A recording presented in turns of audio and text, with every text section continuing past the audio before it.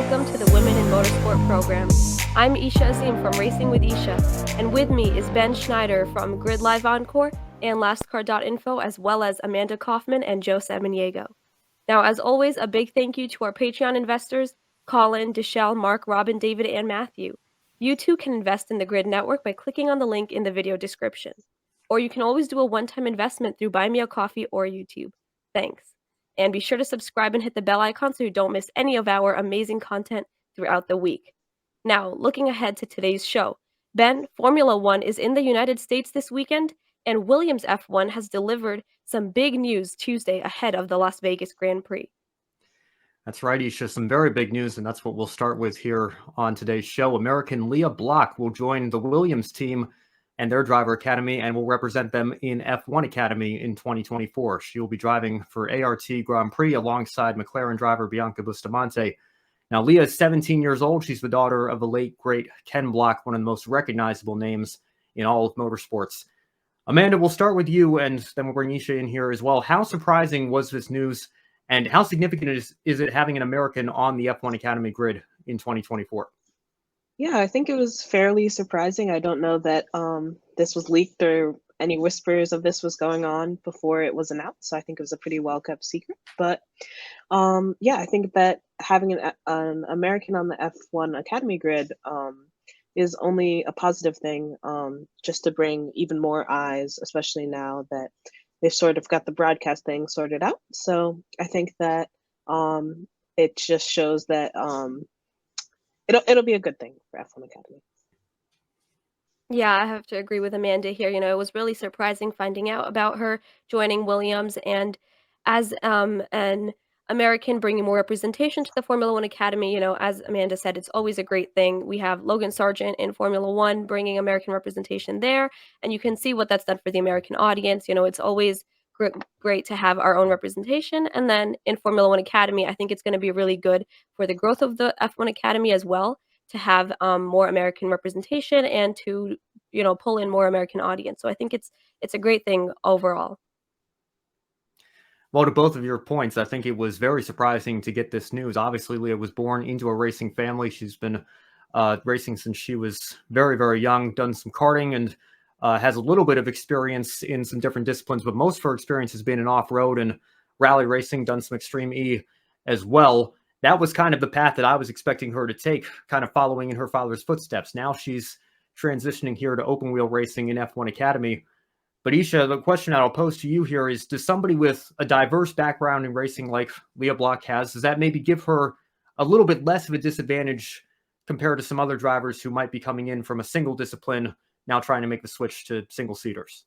Yeah, definitely, Ben. I think that her diverse background really is going to help her to develop better skills when it comes to single seaters. I think that coming from that diverse background, having so many skills, dealing with different sorts of races, different setups and all that is really going to help her physically deal with like the different skills and challenges that she's going to see in the F1 Academy. And I think that another big important thing to note is the mental challenges that come with driving in single seaters, the pressure that you have on just yourself. And I think that coming from such a diverse background, it's really going to give her the confidence and the mental strength and toughness, that winner mindset to excel and get really far in the Formula One Academy.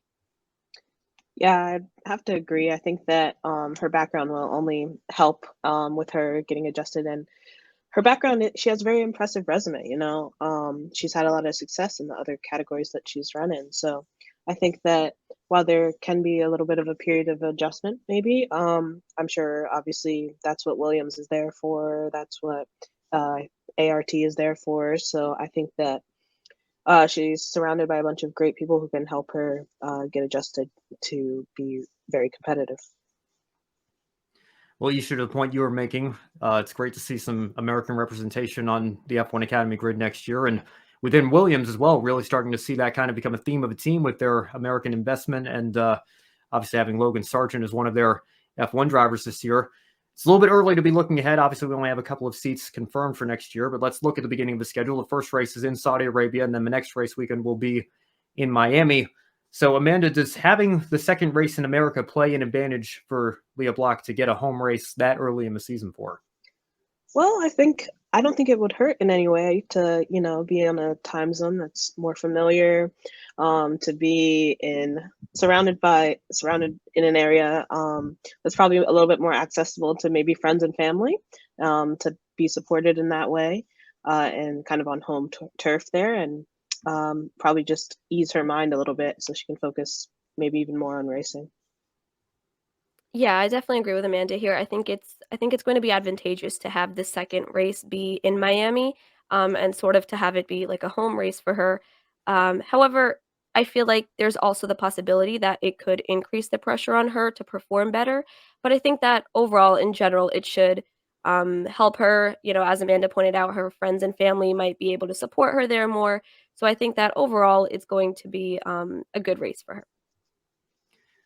Yeah, well, And again, very early to start making predictions here. I would have to say that when you are talking about somebody trying to come over from a different discipline, making that transition, like to Amanda's point, I don't think it's going to hurt Lia Block at all, but I do think there's going to be a lot of pressure for her coming back to her home country, and only the second round of the season, still certainly going to be a learning curve there, but I don't think it's going to hurt at all, and I think it's going to be a great experience for her to be in front of her home fans, and I'm sure have plenty of friends and family attending that race weekend. So we'll wait and see what she can do. I was very excited to get this news earlier this week, and looking forward to what that partnership can produce in 2024. In the meantime, let's look back at the NHRA championships this last weekend. Isha, great story to talk about with a championship battle that came down to the wire there.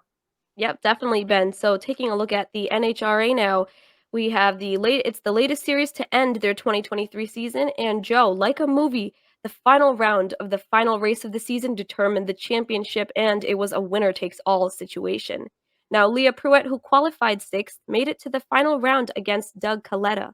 However, Kalitta ended 26 years of not winning the championship and denied Pruett the championship. So for Leah, it was her best season to date, third in the final standings. So Joe, starting with you, how incredible was her performance at Pomona? What she did was very incredible considering a lot of folks were anticipating, okay, the top two, Steve Torrence, Doug Kalitta, they were the ones to watch. Qualifying, Leah Pruett, sixth place. Not bad, but still, it's not exactly the most ideal position. However, when it came to the brackets, Steve Torrence, Doug Kalitta, they met earlier. Leah Pruett put down fast time after fast time after fast time, round after round, getting her to the final round. She did just about everything she needed to do to get this championship. And this was really exciting to just watch it all play out because while she was working her way there, Doug Kalitta, Steve Torrence, they met. Winner was going to advance to the championship. The other one was going to be out of the championship. Steve Torrence was out.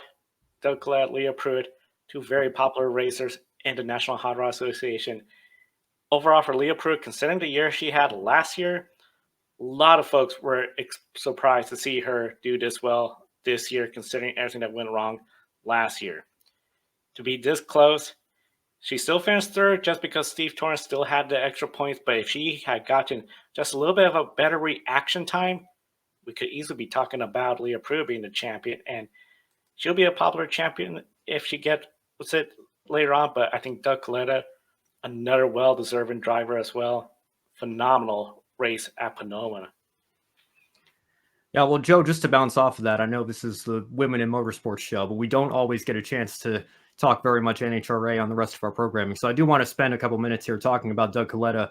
And, like I mentioned, NHRA doesn't get as much coverage here in the States as some other racing series do. So if you want to make a comparison for somebody that's had to wait so long for a championship and come so close so many times, I mean, I would say there really is no great apples to apples comparison, but if you had to make a stretch, this would be like somebody like Mark Martin, who finished second 5 times in the NASCAR Cup Series point standings at the end of the year.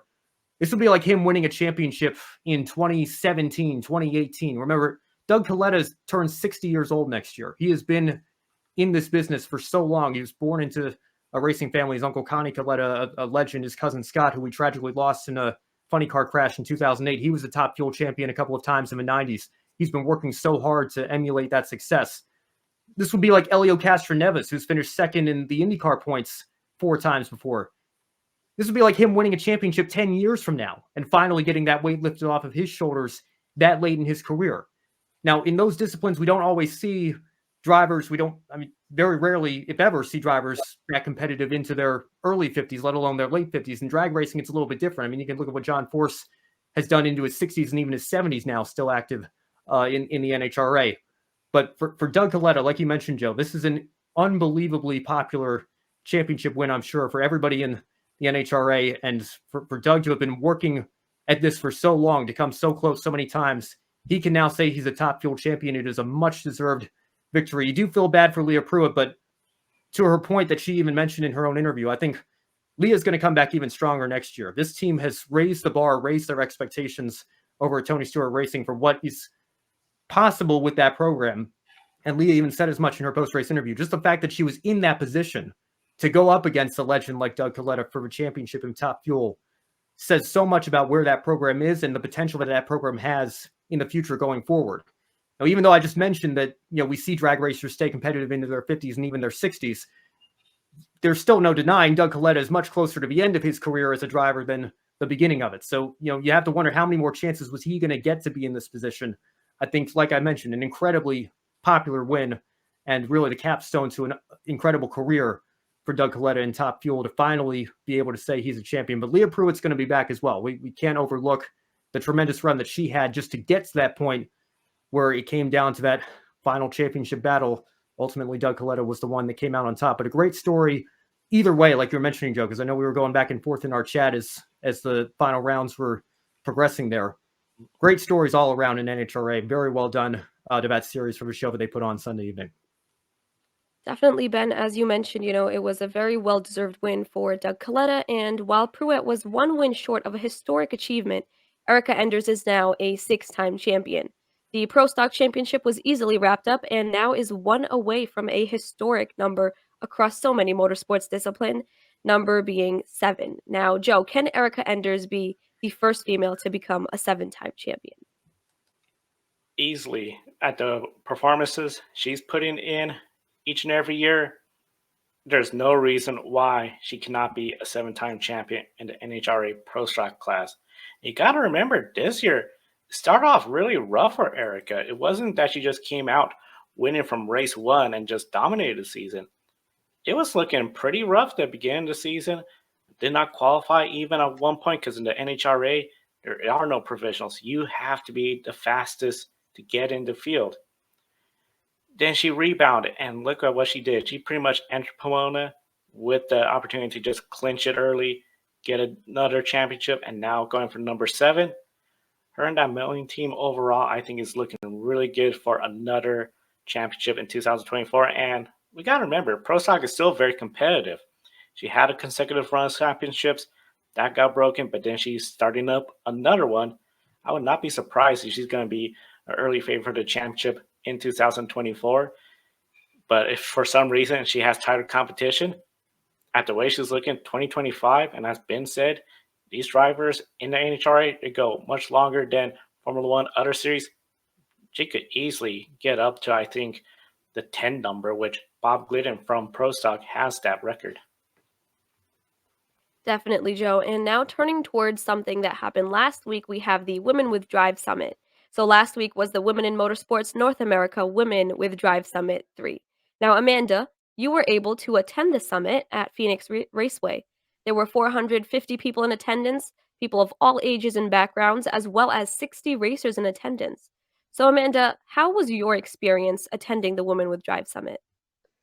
Well, I had a really great experience last week at last week's summit. I'd been to a WIMNA event before in September, and at that event, I was just really blown away by the way that they carried out their commitment to women in motorsport and supporting the future of women in motorsports. So I knew that the event would be really well done and really useful and resourceful. So yeah, when I arrived in Phoenix, I kind of came in with no expectations because I hadn't attended either of the previous 2 summits. But yeah, I definitely found it to be a very rewarding experience and met a lot of great people and got a lot out of it. Now, we saw that the general sessions were available on live stream, but we know that some breakout sessions were not streamed. So from those sessions that were not streamed, What specifically stood out to you? Yeah, so I particularly liked the breakout sessions. Obviously, the panels were awesome, and had, as you saw, a great speaker, a great lineup. But with the breakout sessions, you were definitely able to get a little bit more personal as they were a bit smaller. And there was really something for everyone. I think on day one, there were panels on for medical staff within the sport. And then I went to a panel about, or a breakout session about communications in the sport and how to use your communication to grow the sport. I think the session was titled. But then there are other sessions that I couldn't get to, but I also heard that they were equally as amazing and informative. And so, yeah, I would definitely say that the breakout sessions did a good job at making it feel a little bit more small and intimate, and made it easy to connect to the presenter. Now, along with professionals already in motorsports, there were also students and even a 10-year-old who said that they were motivated. So, how important is it to include college students and present the opportunities in motorsports? It's super important to include college age students there. I think, I had the chance to meet a lot of them, and I think that um, it's very clear and very evident that there are a lot of motivated students that are looking for avenues into the sport, and this event served as a great way to kind of rub shoulders with just tycoons in the industry, and then people that could serve as potential mentors, or people that are in the roles that these students are vying for. So I think that it's great that WIMNA sets this up to allow students to come, and then also helps discount them so to make it affordable. So yeah, I would definitely encourage you, if you're a student, to consider going next year. So, Amanda, this year there were 450 people in attendance, and for next year their goal is 800. So, next year they will be at the Indianapolis Motor Speedway, which is the most iconic track in the United States and perhaps in the world. So, how exciting is it to see the growth of the summit and the support that WIMNA is seeing? Well, I think it's just awesome. I mean, being in a room of 450 people, it seems like, wow, is everyone in the sport here? It just, you feel incredibly supported, and they do a great job of creating a community. And it's not even 450 may seem like a lot, but it's not an overwhelming amount. You still are able to form good relationships with and meet a decent amount of people. But I'm definitely excited for next year in Indy, and a goal of 800. The more the merrier. I think that it'll only increase the good that will come out of the summit. Well, Amanda, thank you so much for sharing your experiences, and I'm sure it will be definitely something to pay attention to and look forward to come next year. But for now, we'll turn it over to Joe for one of our concluding segments, Shining Moment. Yeah, time for the one shining moment. We encourage everyone watching, comment with what's your one shining moment from the past weekend. We'll start off with Amanda. When it comes to the past week, overall, what was your one shining moment? My one shining moment would definitely have to go to the Women with Drive Summit out in Phoenix. It was just a great and well done event, like I said, and I would definitely encourage anyone who's considering it to consider signing up for next year. It'll be in Indy in December. For my shining moment, I'm going to cheat a little bit and go with a series of events. So, I would like to call out all the special Formula One events that are happening for the Las Vegas Grand Prix. You know, all of the new liveries that are being announced, the new race suits, the fun driver interviews. I think that the Formula One overall is setting up the Las Vegas Grand Prix to be really exciting and something to look forward to. And I think that they're also doing a great point for their marketing, especially considering that it's in America and they're trying to grow their American audience more. But overall, you know, watching all of the driver interviews and all the announcements this past week has been really exciting. Excuse me. I got to say, I think it's the obvious answer, but it's going to be the news that we got earlier this week that we talked about at the beginning of the show here. And that would be Lia Block signing her deal with Williams next year to be an F1 Academy with ART. And I'm looking forward to what that partnership can become next season. I'm sure it's going to be a steep learning curve for Leah coming over, but this is what F1 Academy is all about. It's about giving these opportunities to these young drivers and putting them on a path and partnering with the Formula One teams now as well. I think you're going to see great things from this series next year, and it's great that somebody from a legendary racing family in Lia Block is going to be able to carry on her father's legacy here and compete next season with a team like Williams behind her. Looking forward to great things for Lia Block in the future, particularly next year with this partnership. My shining moment is going to Erica Enders from the National Hot Rod Association. 6-time champion. Wasn't easy to get her 6th championship from the early struggles of the season. Then the wins started coming in. She became the female driver to have the most wins in the NHRA all time. Now at 6 championships, one away from that elusive 7, and there's only 3 other drivers ahead of her in the record books for more championships in the National Hot Rod Association. So Erica Enders, my shining moment, and of course the NHRA, they'll be back in 2024. We'll be back tomorrow with Grid Live pre-race. So be sure to hit the bell icon, subscribe. Don't miss our preview of the Formula One Grand Prix of Las Vegas, MotoGP, and World Rally Championship update. Also, be sure to invest in us through Patreon. Colin the Show, Mark Robin, David Matthew, they invest in us. Our goal, $500 a month. We could be at the track throughout 2024, bringing you more coverage, because we know if we're at the track, we could bring you even more coverage, more interviews, and just encourage everyone to invest in us through Patreon or Buy Me a Coffee or the YouTube Super Chat. There's also YouTube thanks if you're not watching us live on the air right here. Now, as I mentioned, Grid Live pre-race tomorrow, and then the wrap-up on Sunday, and then we'll do it all over again next week. For Isha, Amanda, Ben, I'm Joe. Thank you for watching today's program. We'll see you next time, and enjoy the races. Thank you for watching us right here on YouTube. Be sure to subscribe and check out some of our other videos, including Life on the Grid, where we interview folks from the motorsports industry. Thank you for watching. We'll see you next time.